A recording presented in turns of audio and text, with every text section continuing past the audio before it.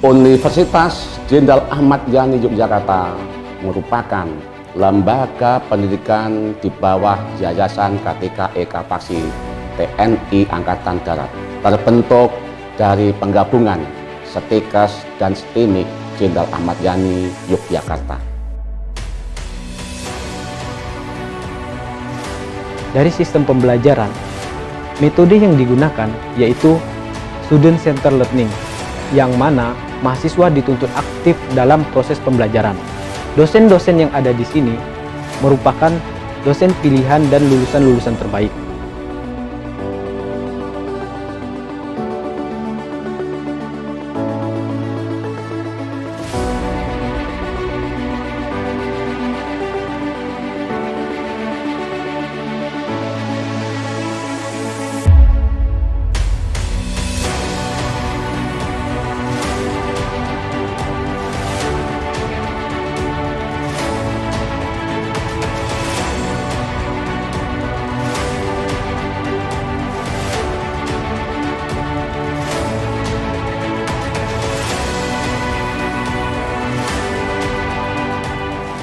Sebuah kebanggaan bagi kami dapat mendidik dan mempersiapkan para Ahmad Yani muda sebagai generasi penerus kejayaan bangsa Indonesia.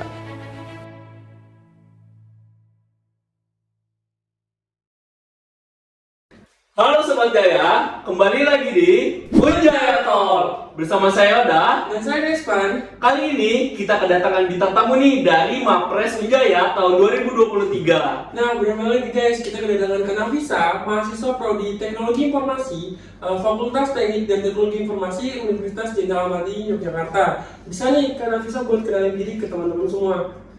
Halo, perkenalkan nama saya Nafisa Alsadia. Saya dari Prodi Teknologi Informasi Angkatan 2021. Nah guys, Nafisa udah memperkenalkan diri. Selanjutnya kita bakal ngebahas ngulik-ngulik tentang mahasiswa berprestasi sesuai dengan judul podcast kita pada kali ini. Nah, Nafisa, apa sih yang menjadi motivasi kakak buat ikutan nih jadi daftar nih sebagai mahasiswa berprestasi? Apa sih dorongan apa kayak kalau aku ini bakal ada feedback apa sih buat diri sendiri gitu, atau pemikiran apa yang membuat Nafisa untuk terbawa untuk mendaftarkan diri untuk menjadi mahasiswa berprestasi? Motivasi saya sendiri adalah saya ingin mengembangkan potensi yang saya miliki untuk masyarakat luas. Gitu. Oke, jadi kayak mau memotivasi juga nih buat orang-orang yang anak-anak Unjaya gitu ya, biar tetap berprestasi terus kayak gitu ya. Biar potensi itu jangan stuck di situ aja. Oke. Berarti itu Nafisa memberanikan diri bahwasanya saya punya motivasi nih, saya punya prestasi nih, jadi kan kalau dipendem bakalan nggak ada yang bisa dikembangin, tapi dengan adanya tim Mapres mungkin itu semakin mendorong kita buat diri saya punya prestasi dan punya kemampuan, kalau saya pendem terus nggak saya kembangkan lagi ya segitu-gitu aja, bener nggak sih Kak? Jadi kita harus lebih kayak percaya diri bahwasanya kita mampu gitu, bener ya kayak. Nah, kalau boleh tahu nih Kak, prestasi-prestasi kakak nih di Unjaya ini apa aja gitu? Ya. Biar mau memotivasi juga nih orang agar anak-anak Unjaya itu bisa berprestasi kayak Kak Nafisa gitu. Prestasi saya sendiri ya, yang sejauh ini selama di Unjaya itu ada 18 prestasi dan satu internasional dan 17-nya itu nasional. Ya. Nah, kalau boleh tahu apa tuh Pak yang dari internasional dulu nih?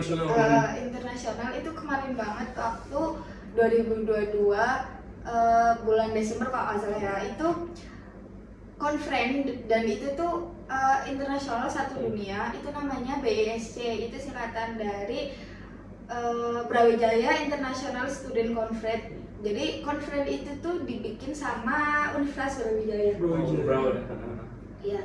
Dan di situ itu kita presentasi tentang paper kita kayak gitu, kayak karya tulis kita gitu, jurnal lah ya. Terus habis itu bikin poster kayak gitu. Dan itu seluruh dunia, bukan cuma se-Jogja, se-Indonesia, tapi satu dunia benar-benar ikut. Itu perasaan kalian bisa gimana sih, kok aku bisa sih berada di titik ini? Ada nggak sih hal-hal yang tidak pernah sebelum disangka-sangka, tapi aku ada di sini sekarang gitu? awalnya sih jujur kayak nggak nyangka ya, apalagi kan itu dunia ya. Iya. Itu tuh pasti lamanya tuh dari negara Amerika, Iya, dari bener. negara hebat-hebat gitu Bener, kan. bener. Terus kayak apa, dari dukungan dosen kayak udah apa maju aja gitu, saya yakin bisa kok, ya saya yakin bisa gitu. Awalnya tuh aku sendiri mau bikin jurnal tuh kayak gimana ya, kayak takut gitu, apalagi ini kan publikasinya tuh internasional kan jurnal ya. Terus kayak aduh bisa nggak ya apalagi ini dunia gitu. Terus tapi aku pikir lagi kan, kalau misal itu nggak dikembangin dan nggak dicoba itu bakal sia-sia. Terus kayak pikiranku tuh stuck di situ aja gitu, nggak bisa dikembangin gitu. Nanti kalau misal di kehidupan selanjutnya, misal ada event-event dari internasional lagi, kalau misal aku nggak mulai dari sekarang, itu kan nanti kedepannya juga iya. Aku belum pernah gitu kan, aku belum pernah selalu aku belum pernah, tapi waktu itu udah berani mencoba dan kedepannya ada lagi. Oh iya, aku kan sebelumnya udah pernah nih, jadi kayak udah ada persiapan, kayak udah ada gambaran bahwasanya seperti ini gitu. Iya.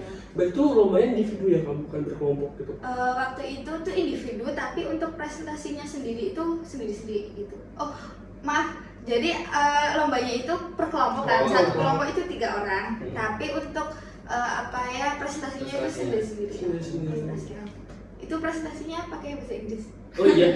Iya, Wih. itu presentasinya tuh presentasiin jurnal yang kita bikin. Yang bikin itu bertiga itu ya. Itu presentasinya via Zoom online atau langsung di aula atau tempat gitu Pak? Universitas Brawijaya ini ya. Jadi kita itu ada 2 sistem kan waktu yang di Universitas Brawijaya. Itu bisa offline, bisa online. Jadi terserah dari kita sebagai pesertanya itu mau milih offline apa online gitu. Nah, berhubung itu UB itu jauh, Brawijaya kan jauh kan di Iya, Malang. Terus kayak waktunya juga kayak nggak memungkinkan untuk Datang langsung. belum untuk datang karena kesibukan kuliah juga. Waktu itu kan juga mau UAS, jadi kita tuh persiapan UAS juga. Jadinya akhirnya kita itu memilih yang online kayak gitu. Jadi presentasinya via online. Zoom. Dan untuk prestasinya itu Kak Nafisa ada di posisi peringkat berapa atau juara berapa waktu itu? Jadi waktu presentasi itu kan seluruh dunia kan, itu semuanya, dan itu tuh dipilih 5 terbaik, dari satu dunia gitu. Nah itu aku tuh gak lolos karena satu dunia kan, itu tuh yang aku ingat banget, seenggaknya tuh berapa ya, 3 kalau nggak salah. Itu yang pokoknya juara 1 itu dari Sri Lanka, yang kedua itu dari mana ya, Berlin kalau nggak salah, terus satunya tuh Malaysia, terus 2-nya lagi aku lupa, tapi yang jelas tuh dari Asia 1, dari yang Amerika 1 lagi. Karena itu sesuatu hal yang membanggakan nggak sih? Karena udah tingkatnya udah bukan cuma daerah, provinsi, tapi udah benar-benar kayak satu dunia ikut. Tapi walaupun kita nggak ngerasa, walaupun mungkin kita nggak juara, tapi kita udah ngerasa, oh aku udah bersaing nih sama anak-anak lain yang ada di luar negeri bahkan kan. Itu sesuatu hal yang menurut aku pribadi patut banget diapresiasi gitu. Karena Visa sendiri pasti bangga banget nggak sih? Apalagi orang tua juga bakalan kayak, oh bisa nih ke internasional. Pasti suatu hal yang benar-benar mungkin kalau aku jadi karena Visa udah terbuang-buang, maksudnya nggak pernah terbayangin nggak sih bisa sampai ke go internasional gitu kan nggak ya? Untuk aku pribadi jujur sekarang sih kadang nggak nyangka ya, maksudnya kayak wah ini tuh internasional loh gitu, maksudnya kamu tuh udah pernah presentasi di depan halayak ramai dan itu tuh bukan orang Indonesia gitu, bukan seluruh dunia gitu, bukan dari Jogja gitu, tapi seluruh dunia. Dan waktu itu pesertanya itu ngomongnya bahasa Inggrisnya lancar banget kayak gitu. Nah kalau aku sendiri kayak aduh gimana ya, maksudnya basicnya kan nggak aksennya juga nggak terlalu lancar banget kan, mau aksen British sama Amerikanya, tapi ya udahlah coba aja gas gitu. Nekat aja udah sih. coba kapan lagi gitu ya. Berarti kalau yang nasionalnya juga nih sama kayak bikin paper, jurnal-jurnal kayak gitu juga atau apa? Jadi kalau yang nasional ya, aku itu ikut kayak olimpiade gitu, sambil ya bikin kayak esai juga kayak gitu. Tapi lebih banyak ke yang olimpiade gitu. Nah, Kak Nafisa ini kan tadi udah coba-coba nih film apres ya waktu itu dari Kabiro Iya. Biro ya, dari kayak biro kan ngadain Pilmapres gitu.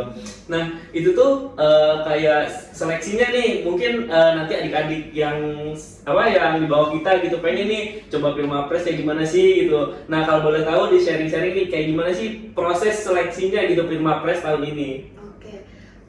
Proses Pilmapres tahun ini itu sama tahun lalu itu beda banget kan. Jadi tahun ini itu lebih ketat, terus lebih kalau menurutku lebih spesifik ke mahasiswa yang benar-benar prestasi gitu, lebih prestasi dan itu persiapan sendiri dari Pilmapres itu kan sendiri kan ada 3 seleksi kan. Yang pertama dari universitas, yang kedua itu dari tingkat wilayah Jogja gitu. Kalau yang wilayah lain ya mungkin wilayah lain, mungkin ini Jogja dulu kan, habis itu ke nasional. Nah kalau yang pas aku waktu itu ikut yang UNIF itu kita persiapannya itu yang pertama siapin gagasan kreatif. Gagasan kreatif tuh kayak gimana? Gagasan kreatif itu jadi kita tuh kayak bikin satu proposal, di mana proposal itu tuh mengacu pada sesuatu gagasan yang kita ambil dari fenomena SDGs ini, Sustainable Development Goal ini gitu. Nah terus habis itu kita tuh ngasih solusi di situ, solusi kreatif yang belum ada, terus kita bikin pembaruan gitu kayak gitu. Nah yang kedua itu ada seleksi capaian unggulan. Jadi capaian unggulan itu isinya tentang prestasi-prestasi apa sih yang kita milikin kayak gitu. Nah yang ketiga itu seleksi bahasa Inggris. Jadi kita itu di situ tingkat bahasa Inggris, cara ngomong kita bahasa Inggris itu diukur dari presentasi kita dan cara pembawaan kita. Pas proposal itu tadi ya? Kalau yang bahasa Inggris itu beda. Jadi kalau gagasan kreatif itu kan kayak kita ngasih solusi dari apa yang masalah yang ada. Masalah yang ada, terus yang solusinya tuh belum ada, apa sih, kita tuh ngasih solusi gitu.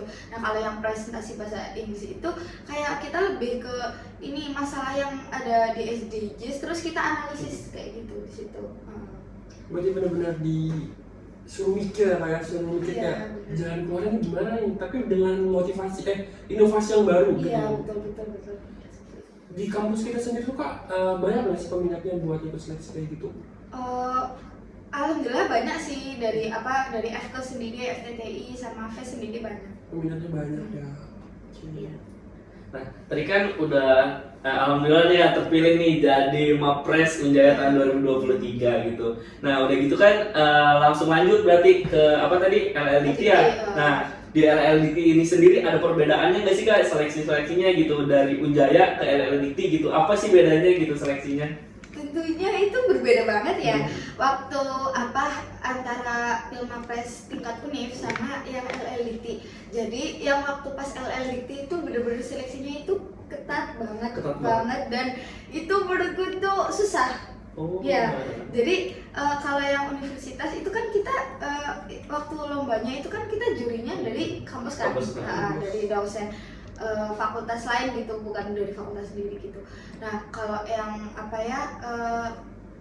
ini LLDT juga kayak gitu, cuman kalau ini jurinya itu bukan dari Jogja tapi dari luar Jogja gitu.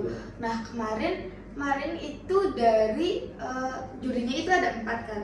Itu ada yang dari Semarang 1, terus yang dari UNS 1, terus yang dari UMP, terus satunya lagi dari Jawa Timur kalau nggak salah. Jadi beda-beda daerah dari dosen beberapa universitas itu. Jadi benar-benar dituju buat jurinya tuh nggak orang Jogja tuh dengan alasan apa? Kira-kira Kakak tahu nggak? Yang pertama yang jelas biar netral kayak gitu. Oh iya benar. Jadi tidak ada kecurangan. Iya betul sekali. Oke, nah itu tapi seleksinya sama kayak tadi nggak Kak? Yang kayak di Unjaya ini, tes bahasa Inggris ada ya, terus ada apa lagi yang 3 itu? Nah itu sama nggak kira-kira?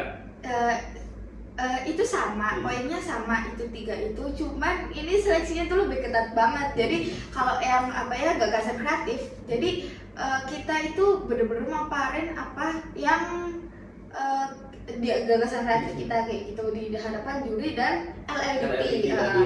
Nah waktu itu kan S1 sama yang D3 kan beda kan. Kalau yang S1 kan itu gagasan kreatif bikinnya. Nah, kalau yang D3 itu produk inovatif. Nah, waktu aku ngambil yang gagasan kreatif, kan sarjana kan gagasan kreatif kan. Itu aku ngambil itu ini implementasi sensor turbinity berbasis Internet of Things sebagai upaya mengurangi penurunan urban sprawl di kota Yogyakarta kayak gitu. Dari penyebutannya susah gitu.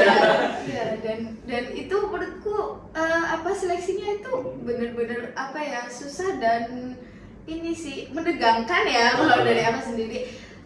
Itu kan waktu yang gagasan kreatif. Terus aku di sini mau cerita juga yang bahasa Inggris. Nah, yang bahasa Inggris ya. Waktu itu kan ini kan itu tuh H2 itu hari pertamanya kan aku seleksi ini kan gagasan kreatif sama capaian unggulan. Nah, yang hari kedua itu bahasa Inggris dan itu aku kemarin itu dapat nomor pertama sendiri. Prestasi sendiri dan itu jujur kayak jujur takut. Iya, panik juga sih ya, terus apalagi gitu. Apalagi itu dibagiinnya tuh H-1 sebelum presentasi kan kayak langsung sih gitu. Nah, waktu itu tuh aku bingung kan mau ngambil apa nih, soalnya tuh gagasan kreatif sama yang presentasi bahasa Inggris tuh harus beda banget gitu cara permasalahannya gitu. Nah, waktu itu aku tuh ngambil ini tentang kekurangan lahan hijau di Indonesia kayak gitu. Jadi tak ambil itu terus di sana itu kita nyampein bahwa di Indonesia berdasarkan data ini segini bahwa di Indonesia itu lahan hijaunya tuh masih kurang gitu. Terus dari jurinya itu nanya apa hubungannya kekurangan lahan hijau sama prodi kamu itu apa gitu kan. Nah, aku sendiri kan dari prodi teknologi informasi, jadi kayak lebih di situ tuh lebih kamu disuruh bikin software kayak gitu, gimana itu tuh bisa menanggulangi si kekurangan lahan hijau itu kayak gitu. Dan itu menurutku pengalaman yang luar biasa sih, soalnya di situ kita kan sama sekali waktu itu kan ditanyanya kan nggak ini kan, maksudnya kayak langsung dari jurinya gitu, nggak ditembak langsung, iya, langsung kayak gitu. Nah, itu kan biar persiapan gitu kan. Susah banget gitu. Terus juga itu kan ngomongnya tuh harus full bahasa Inggris kan, waktu itu harus full, nggak boleh ada bahasa Indonesianya. Jadi waktu itu aku tuh sebenarnya aku tahu bapaknya itu mau nyebut itu gitu, tapi aku sendiri mau merangkai kata-katanya itu susah gitu. Tapi alhamdulillah aku pakai grammar yang aku paham gitu, dan bapaknya alhamdulillah paham sih apa jawabanku kayak gitu. Keren banget ya Kak, benar-benar pengalaman yang luar biasa sih menurut aku, karena aku aja yang dengarnya kayak nggak kebayang kalau aku jadi Kanavisa gimana pokoknya benar-benar persiapannya benar-benar, apalagi kalau ditanya benar-benar pertanyaannya harus dijawab di situ juga kan, nggak ada buat bentar ya Pak saya pikirin dulu, nggak ada kan, semua harus jawab. Dan itu benar-benar sesuatu hal yang menantang menurut aku, jadi kayak ya nice banget sih buat Kanavisa. Terus aku mau cerita lagi ya, balik lagi ke yang gagasan kreatif lagi. Yang awal tadi ya. Ya. Jadi soalnya tuh ini menurutku paling susah lah di antara semuanya. Soalnya gini, waktu kita presentasi itu di waktu kan. Oh, pakai waktu. Jadi kita itu waktunya itu dikasih 9 menit dan itu tuh 6 menit buat presentasi. Terus yang 3 menit itu buat tanya juri kayak gitu, jawab juri kayak gitu. Dan waktu itu 6 menit buat presentasi kan kayak kurang banget ya kan. Apalagi itu gagasan kreatifnya tuh panjang gitu kan. Dan itu aku sumpah di situ kayak rasanya bener-bener pertanyaannya tuh jujur di luar universe ya. Soalnya itu susah banget, dan jurinya itu dari kalau salah itu dari dosen Universitas Negeri Semarang sama UNS Solo. Beliau itu nanyanya pokoknya susah banget lah gitu. yang nggak ada di gagasan kreatif. Lebih ke realnya gitu ya. Iya, lebih ini kan gagasan kreatif kan itu menganaliskan. Dan mereka berdua itu nanya implementasinya kayak gitu kan, jadi kayak gimana nih gitu. Nah, karena bisa kan kita tadi udah bahas tentang gagasan kreatif sama bahasa Inggris. Nah, terus ke tahapan C-nya gimana nih Kak? untuk tahapan capaian unggulan sendiri itu, jadi di situ kita itu ngasih satu file di mana itu isinya piagam kita sama sertifikat-sertifikat yang udah kita dapetin kayak gitu. Nah di situ itu dinilai sama jurinya, ini tuh tingkat apa, juaranya tuh tingkat apa gitu. terus dapet apa aja gitu. Waktu itu tuh aku kumpul 19 itu kan, 19 piagam, dan itu apa alhamdulillah dapetnya kan, kalau apa CU itu 50% kan dari nilainya, dan Paling itu besar aku itu ya? dapat 30% sih alhamdulillah. Gede ya berarti. Iya, lumayan. benar-benar. Dan aku pesen banget buat teman-teman semua kalau apa untuk Mapres tahun selanjutnya bahwa tingkatin lagi apa CU-nya, karena di CU itu penilaiannya paling banyak dan itu jadi bobot paling tinggi untuk seleksi Pilmapres sendiri. Berarti cewek nggak bisa disepelein ya, karena bobot penilaiannya itu yang paling tinggi Iya, di CU. 20% sendiri gitu ya.